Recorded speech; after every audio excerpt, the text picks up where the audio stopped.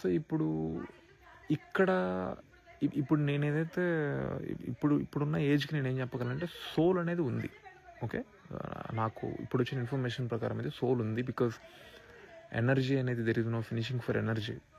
It will transform from ఒక physical thing నుంచి ఇంకో ఫిజికల్ థింగ్లోకి ట్రాన్స్ఫార్మ్ అవుతుంది అనేది ఇట్స్ అ గుడ్ సబ్జెక్ట్. రీసెంట్గా నాకు లాస్ట్ ఒక 2-3 ఇయర్స్గా నాకు అర్థమైన పాయింట్ అది. ఈవెన్ ఇన్ సైన్స్లో, మీరు స్పిరిచువల్ వేలోనే కాదు, సైన్స్లో కూడా అది ఉంది. ఏదైతే మనం ఆత్మ అంటున్నామో అది ఎనర్జీ. అది శరీరాన్ని మార్చుకుంటూ ఉంటుంది తప్ప అది దానికి ముగింపు లేదు. ఏది అల్టిమేట్గా దానికి మోక్షం లభించేదాకా ఆత్మకి ముగింపు లేదు. సో అది అందుకే ఇప్పుడు చెప్తున్నా, ఇప్పుడు నేను ఈ మధ్య తెలుసుకున్న ఇన్ఫర్మేషన్ చెప్తున్నా ఇప్పుడు లైవ్లో. సో అది జన్మలు అనేవి ఎందుకు ఉంటాయని మీరు అన్నారు కదా, ఉంటాయి, ఖచ్చితంగా ఉన్నాయి. ఇది కూడా గుర్తుపెట్టుకోండి, ఖచ్చితంగా జన్మలు ఉన్నాయి. ఇది సైన్స్లో కూడా మీరు డెప్త్కి వెళ్తే అర్థమవుతుంది. అరే అంతెందుకురా, ఒక Einstein said it, energy can be created, can be destroyed, something ఏదో నాకు కరెక్ట్గా గుర్తులేదు, క్యాప్షన్ ఏందో అది మీనింగ్తో వస్తుంది.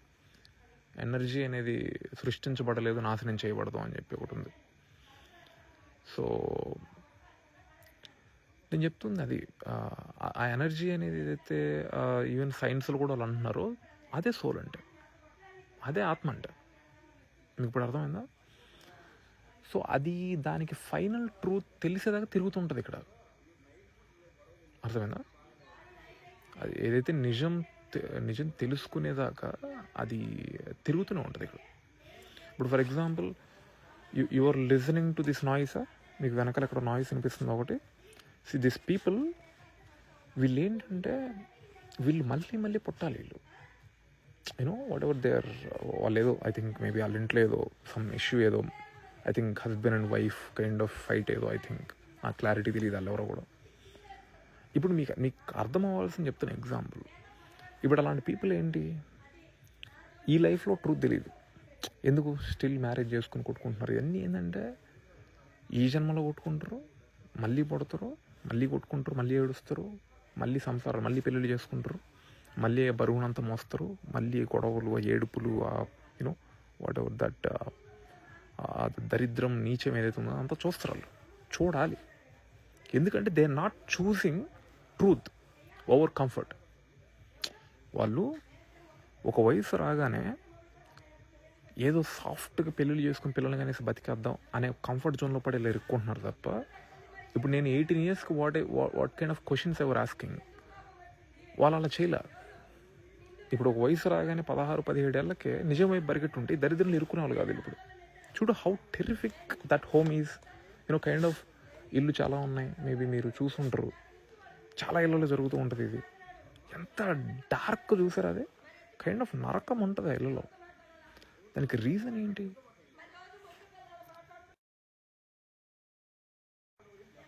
దాని వెనకాల ఏంటి చెప్పండి, ఎందుకు అలా జరుగుతుంది చెప్పండి. మీకు అప్పుడు కూడా మీరు పాయింట్లు అర్థం చేసుకోలేకపోతే మీ దరిద్రం కాదు. ఏది ఎందుకు జరుగుతుందో కూడా కనుక్కోలేకపోతే, మీకు అబ్జర్వేషన్ లేకపోతే నథింగ్ డూడ్, ఇంక మీనింగ్ లేదు మీ బ్రెయిన్కి. సో నేను చెప్పే అల్టిమేట్ పాయింట్ ఏంటి, ఇప్పుడు 27 ఏళ్ళకి నాకున్న క్లారిటీతో నేను చెప్పగలిగే విషయం ఏంటి అంటే, ఒకటే గుర్తుపెట్టుకోండి, నిజాన్ని వెతకండి, నిజాన్ని మాత్రం వెతకండి, కంఫర్ట్ కాదు. బికాస్ లైఫ్ యొక్క ఉద్దేశం కంఫర్ట్ కాదు, సౌకర్యంగా దొబ్బి తిని పడుకోవడం కాదు. Soul purpose is not that. Soul purpose finding truth and getting liberation from this earth.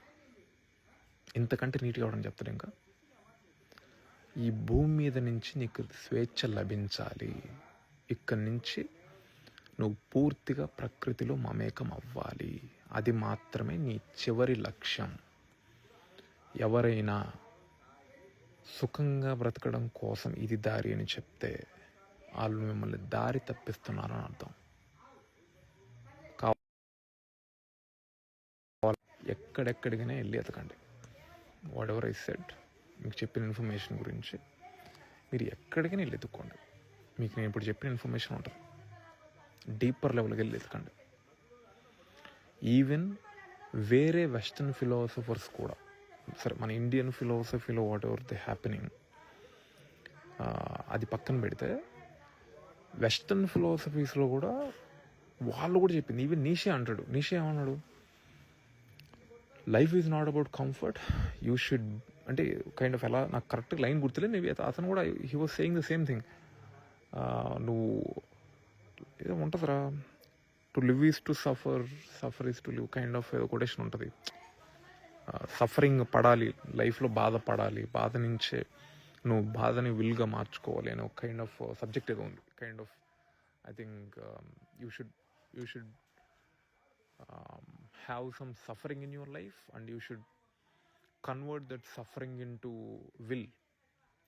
అంటే మీరు ఒకవేళ ఇది ఇండియాలోనే ఉన్న కైండ్ ఆఫ్ స్పిరిచువల్ మూఢనమ్మకం అని మీరు అనుకుంటే, why Nietzsche also said that? Nietzsche is not an Indian philosopher. I think he was German, maybe, నాకు గుర్తులేదు, జర్మన్ ఫిలాసఫర్ అనుకుంటా. He was also saying the same. Suffer అవ్వాలి, సఫర్ అవ్వాలి, సఫర్ అవ్వాలి, సఫర్ని విల్గా మార్చుకోవాలి. అంటే మీకు చూస్తే ట్రూత్ వైపు వెళ్ళిన ప్రతి ఒక్కడికి ప్రాంతంతో సంబంధం లేదు, భాషతో సంబంధం లేదు, ఒక మతంతో సంబంధం లేదు. నిజం వైపు వెళ్ళిన ప్రతి ఒక్కడు ఈ లైన్ దగ్గర కలుస్తున్నాడు. ఎక్కడ? ఆత్మ అనేది కృంగిపోవాలి, అది నిజంగా నిజం వైపు చూడాలి అనే పాయింటే ఎవ్రీ ఫిలాసఫర్ వాజ్ సేయింగ్. మీకు ఇప్పుడు ఈ క్వశ్చన్ రావాలి, ఎందుకు అందరు ఏదో చెప్తున్నారు అంటే, ఇక్కడ దెర్ ఇస్ సంథింగ్. ఏదో ఒక బ్లైండ్ నమ్మకం కాదు, దెర్ ఇస్ సంథింగ్ మనం పట్టుకోలేని ఒక పాయింట్ అయితే ఉంది.